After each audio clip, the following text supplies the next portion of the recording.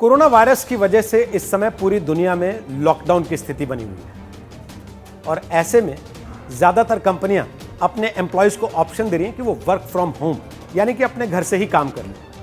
जाहिर है लॉकडाउन में आप घर से तो बाहर निकल नहीं सकते। मीटिंग कैसे करें? आप मीटिंग कैसे करें, इस सवाल का जवाब जब तलाशना शुरू किया गया तो एक ऐप काफ़ी चर्चा में आ गई। आपने भी इस ऐप का नाम सुना होगा। इस ऐप का नाम है जूम। इसकी खासियत यह है कि इस पर 1 से लेकर 100 तक लोग एक साथ एक समय में वीडियो कॉलिंग कर सकते हैं, यानी आप एक दूसरे के चेहरे भी देख सकते हैं, एक दूसरे के साथ बातचीत भी कर सकते हैं। और सिर्फ हिंदुस्तान में नहीं, दुनिया के बहुत सारे देशों में इस ऐप का इस्तेमाल अचानक बड़ी तेजी से बढ़ गया। और जैसे जैसे इस ऐप का इस्तेमाल बढ़ा, इस ऐप को लेकर चर्चा बढ़ी, इसको लेकर सवाल भी खड़े होने लग गए। आरोप यह लगा कि इस ऐप पर आपका डेटा सुरक्षित नहीं है, यानी कि अगर आप जूम का इस्तेमाल कर रहे हैं तो आपके मोबाइल का डेटा, आपके लैपटॉप का डेटा, आपके आईपैड का डेटा वो किसी और के हाथ में भी जा सकता है। अगर वाकई ऐसा है तो यह बहुत खतरनाक स्थिति है। तो आज हम आपको बताएंगे जूम ऐप को लेकर जितनी तरह की चिंताएं पूरी दुनिया में सामने रखी गई हैं वो क्या है, और साथ ही जूम ऐप का इस्तेमाल करना आपके लिए खतरनाक है या नहीं। साइबर सिक्योरिटी के लिए भारत में एक राष्ट्रीय नोडल एजेंसी है, CERT-IN। इसका फुल फॉर्म है computer emergency response team of India. इस एजेंसी के पास जब जूम का मामला गया तो एजेंसी ने जूम का इस्तेमाल करने वाले भारतीयों को चेतावनी दी कि आपको इस ऐप का इस्तेमाल करते हुए काफी सावधानी बरतने की जरूरत है, क्योंकि अगर आपने सावधानी का इस्तेमाल ना किया तो ये ऐप आप पर साइबर अटैक का जरिया बन सकती है। साथ ही इसे यूज करने वाले की सेंसिटिव इंफॉर्मेशन भी लीक होकर साइबर अपराधियों के पास जा सकती है। अमेरिकी वेबसाइट CNET के मुताबिक कैलिफोर्निया में इस ऐप पर एक लॉसूट यानी कि एक मुकदमा भी फाइल कर दिया गया, और इस मुकदमे को फाइल करने के लिए 3 चीजों को आधार बनाया गया। सबसे पहला आधार यह है कि यह ऐप फेसबुक के साथ अपने डेटा को शेयर कर रही है, यानी कि जो जानकारी आप उनको दे रहे हैं वो उसको जानकारी को फेसबुक के साथ साझा कर रहे हैं। दूसरा आधार, ये ऐप आपको एंड टू एंड इंक्रिप्शन नहीं देता, जैसा कि आजकल व्हाट्सएप भी देता है आपको।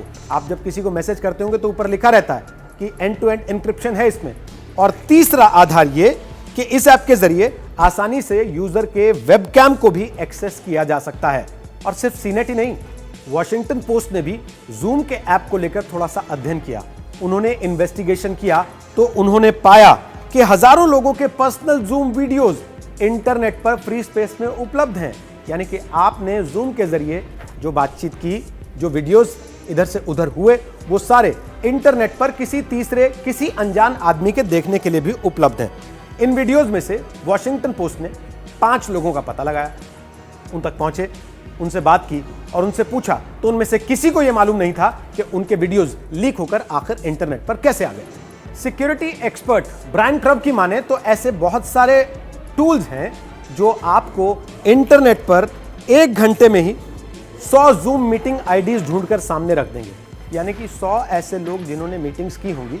ऐसी बहुत सारी और खामियां इस ऐप में पाई गई, जिनकी वजह से गूगल ने और एलन मस्क की SpaceX ने भी जूम ऐप का इस्तेमाल करने से इनकार कर दिया। और इतना ही नहीं, जर्मन फॉरेन मिनिस्ट्री ने जूम ऐप पर प्रतिबंध लगा दिया।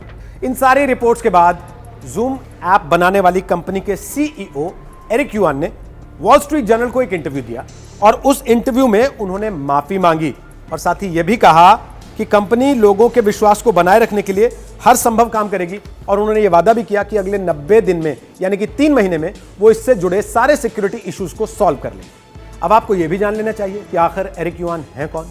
जूम ऐप के फाउंडर हैं एरिक युआन, और वो एक चाइनीज अमेरिकन हैं। पिछले कुछ ही दिनों में जूम की पॉपुलैरिटी का ग्राफ किस हद तक बढ़ा है, इसका अंदाजा आप इस बात से लगा लीजिए कि पिछले 3 महीनों में उनकी नेटवर्थ 112% बढ़कर $7.5 बिलियन हो गई है। और सिर्फ 3 महीनों के अंदर वो ब्लूमबर्ग की बिलियनर्स की लिस्ट में 192 नंबर पर आ गए हैं। दिसंबर 2019 में जूम ऐप के एक्टिव यूजर्स की तादाद थी 1 करोड़, जो मार्च 2020 में 20 करोड़ तक पहुंच गई है, यानी कि 20 गुना ज्यादा। तो अगर आप भी जूम ऐप का इस्तेमाल कर रहे हैं तो इस रिपोर्ट को देखने के बाद आपको घबराने की जरूरत नहीं है। आपको केवल भारत की राष्ट्रीय नोडल एजेंसी CERT-IN ने जो सलाहें दी हैं उनका थोड़ा सा ध्यान रखना होगा, तब आप जूम ऐप का इस्तेमाल करते हुए सुरक्षित रख सकते हैं अपने डेटा को। उन्होंने जो सलाहें दी हैं वो नोट कर लीजिए। सबसे पहली सलाह जो उन्होंने दी है वो ये है कि एक ऐप को हमेशा अप टू डेट रखिए, यानी कि लगातार अपडेट्स उसमें जो आ रहे हैं उनको आप रिफ्रेश करते रहिए, दोबारा से डाउनलोड करते रहिए। दूसरा, एक मजबूत पासवर्ड रखिए। और तीसरा, हर मीटिंग के लिए आप एक यूनिक पासवर्ड रखिए।